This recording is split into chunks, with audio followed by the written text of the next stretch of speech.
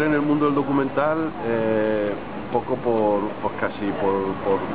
primero por vocación y segundo porque vengo de una familia donde mis padres han viajado por todo el mundo, entonces yo desde pequeño he viajado con ellos y bueno, el viaje para mí es una pasión y entonces yo siempre que viajaba de pequeño pensaba qué podía hacer para poder seguir viajando y ganarme la vida, ¿no? Y entonces empecé a viajar primero con una cámara de fotos, haciendo fotos, las tribus, ¿sabes? Por ahí por donde pasaba, y luego empecé con una camarita de vídeo, ¿no?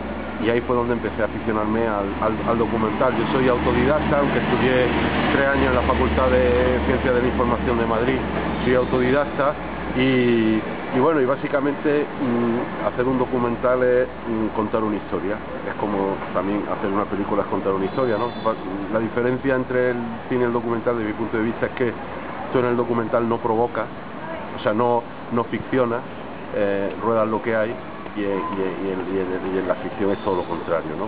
Sí que creas todas esas situaciones para que la historia tenga un sentido, ¿no? El documental es mucho más no sé, más inminente, es como mucho más aquí te pillo, aquí te mato, y una persona con una cámara puede hacer un documental, no necesita a lo mejor la parafernalia del cine, de focos, de cámaras, de ayudantes, de equipo técnico, de actores, ¿no?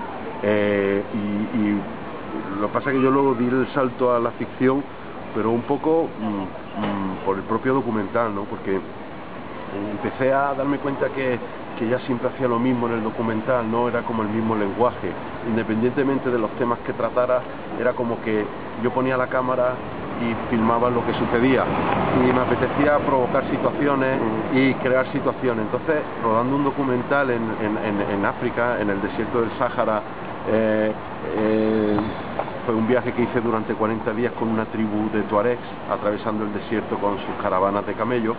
Claro, 40 días caminando con ellos, siempre lo mismo. Dije, esto es muy interesante, pero va a ser un coñazo.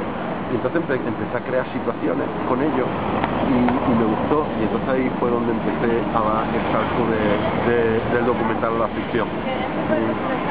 ¿Y cómo animarías a un estudiante entre 16 y 26 años a que participe en un proyecto audiovisual?